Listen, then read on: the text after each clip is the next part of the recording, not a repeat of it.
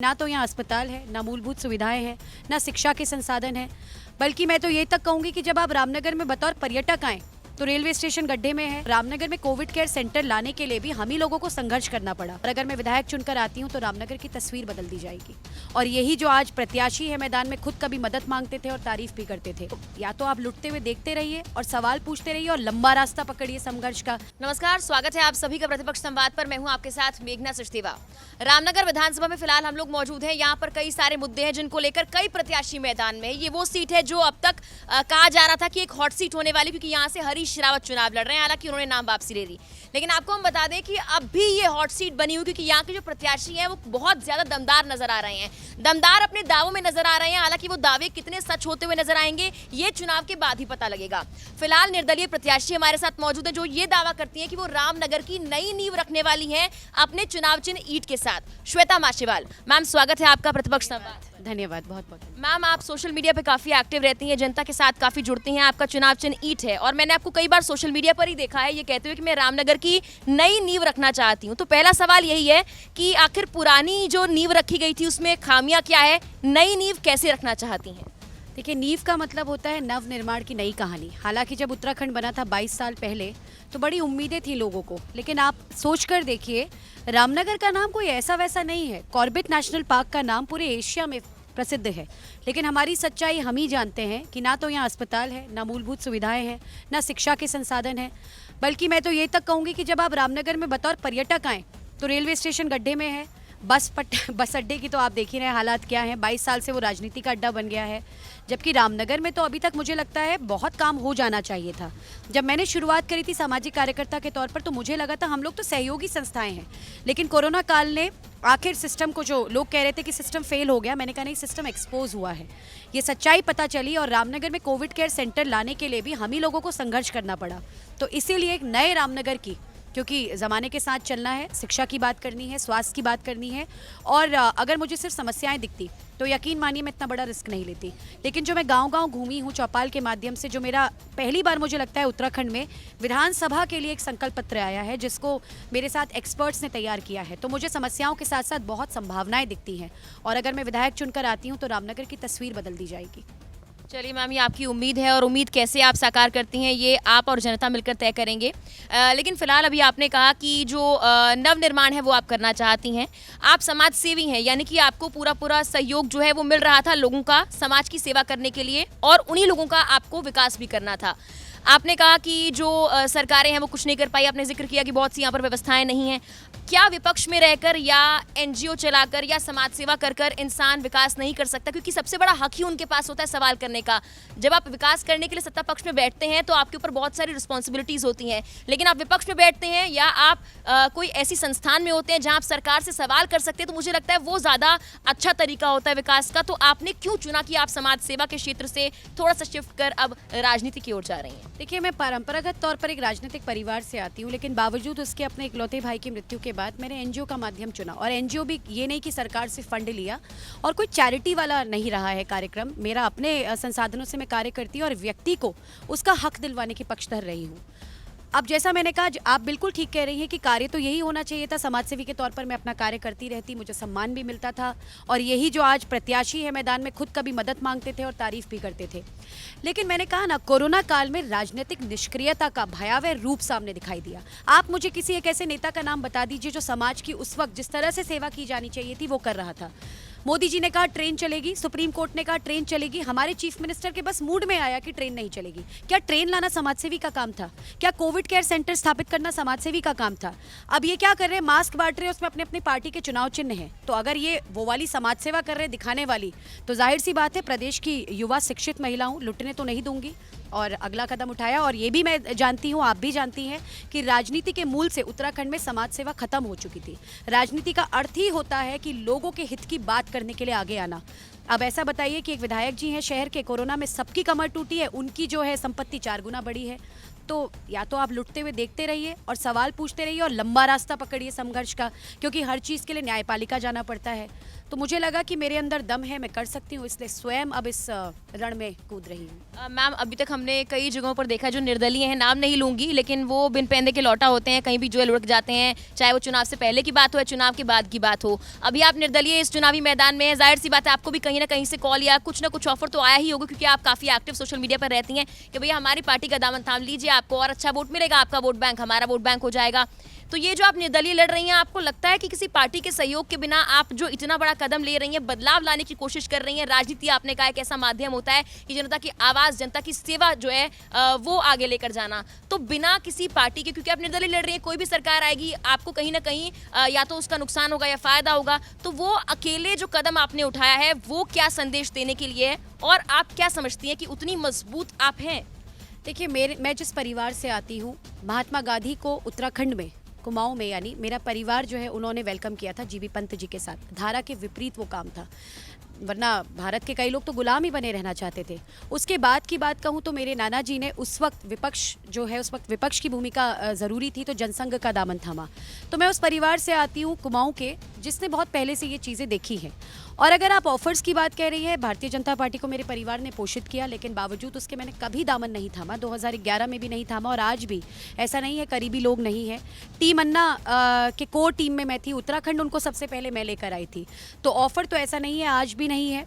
लेकिन आप ये सोचिए, एक पढ़ा लिखा शिक्षित वर्ग का व्यक्ति वो ये समझ गया है कि भाजपा कांग्रेस भी एक है, केजरीवाल जी के दावे भी जो हैं हवाई हैं, दिल्ली को ज़रूर उनका मॉडल सूट करता है, लेकिन 74,000 रुपये प्रति व्यक्ति कर्ज वाले प्रदेश में झूठी घोषणाएं करना, ये दिखाता है कि वो भी अब एक राजनीतिज्ञ ही बन गए हैं, जो आजकल की राजनीति चल रही है।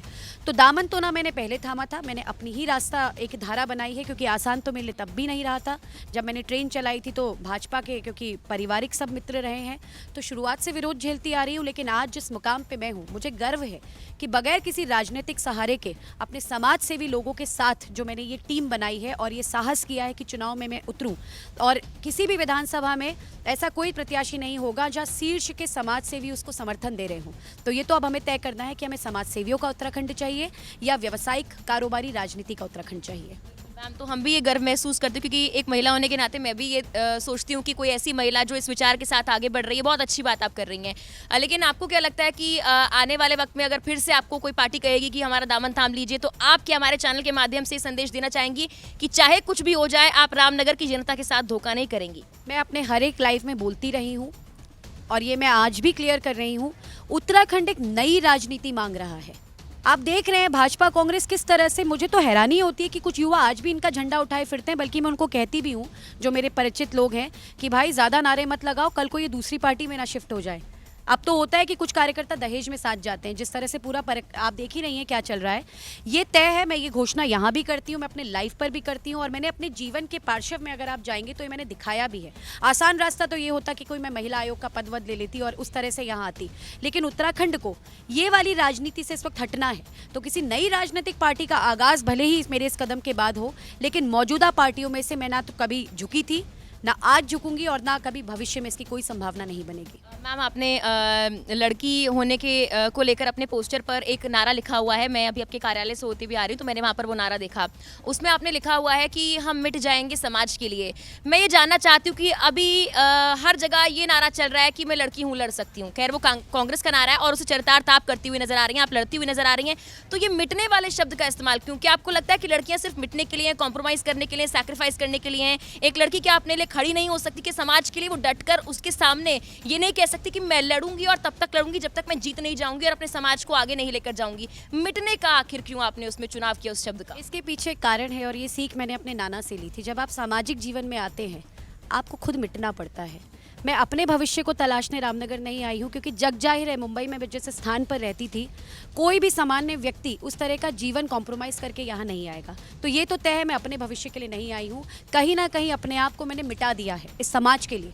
और लड़की हूँ, लड़ सकती हूँ का जो नारा कांग्रेसी दे रहे हैं, कोई महिला अकेले लड़ती हुई तो मुझे नज़र नहीं आ रही, बल्कि आप देख ही रहे हैं लालकुआं सीट पर किस तरह से एक महिला को दबाया जा रहा है। तो मैं लड़की हूँ, लड़ सकती हूँ, ये कहने के लिए मुझे किसी पार्टी के नारे की ज़रूरत नहीं है।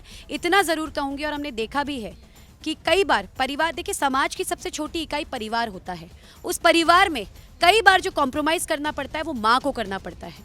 और मिटने की जहाँ तक बात है, मैंने वो अपने संदर्भ में कही है, मैं अपना अस्तित्व मिटा दूंगी लेकिन रामनगर को हमेशा आगे रखूंगी। वो मैं चरितार्थ भी कर रही हूँ कि जैसा कि मैंने कहा, किसी भी पार्टी का दामन थामती, पद ले लेती, अपने नाम को ऊंचा करती, लेकिन मैंने अपनी पूरी की पूरी पर्सनल लाइफ से कॉम्प्रोमाइज करके मैं रामनगर के लिए उसके हक की आवाज़ आगे उठा रही हूँ और वो संघर्ष जारी रहेगा, भले ही उसमें मेरा कुछ भी हो, मुझे फ़र्क नहीं पड़ता। मैम, एक तरफ तो बीजेपी उसी प्रत्याशी को फिर से मौका देती है जो यहाँ पर रेगुलर विधायक रहे हैं, और हम जब हमारी टीम यहाँ पर आई थी कुछ वक्त पहले तो कुछ नाराज़गी हमने लोगों के चेहरे पर देखी थी उस वर्तमान विधायक के प्रति।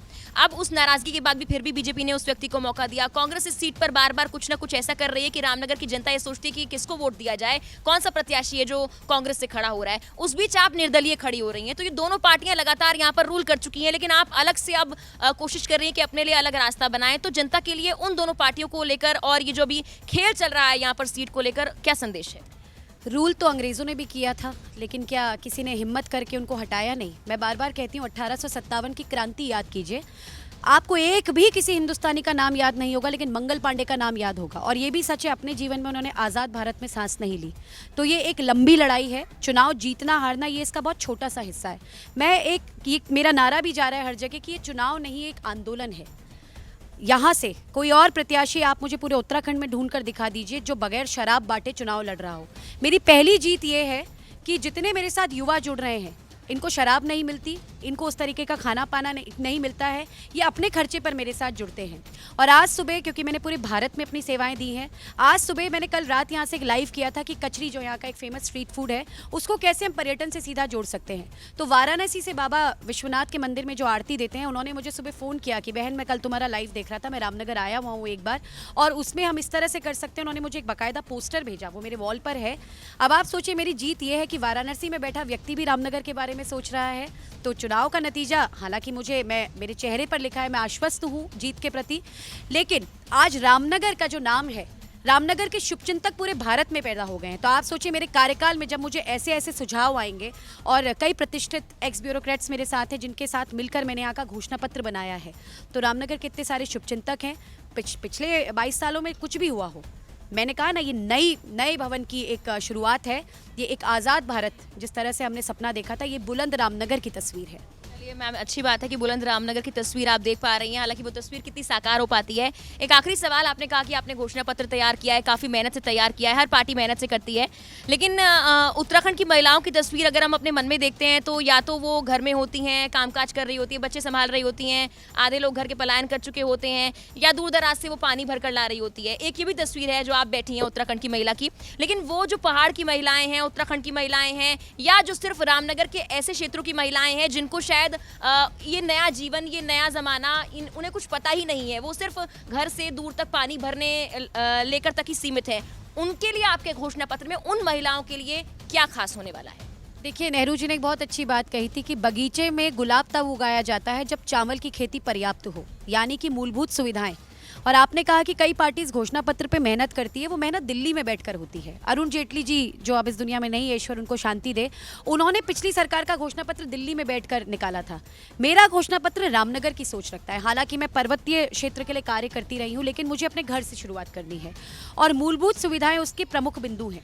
महिलाओं की आपने बात कही, किसी भी प्रसूता को अल्ट्रासाउंड कराने के लिए, क्योंकि रास्ते आपने देखे, अगर मैं ये कहूँ कि पहले 6 महीने में सड़क बन जाएंगी, तो आप भी जानती हैं ये टेक्निकली पॉसिबल नहीं है, लेकिन मैं ये कर सकती हूँ। जो दूरस्थ क्षेत्र हैं, हालांकि हम तराई भावर में आते हैं, दुर्गम पहाड़ भी नहीं है, लेकिन बावजूद उसके कई घरों में आज भी मूलभूत सुविधाएं नहीं हैं, जबकि संविधान हमको ये आज़ादी देता है। अभी तक ये लड़ाई मैं न्यायपालिका के माध्यम से लड़ती आई थी।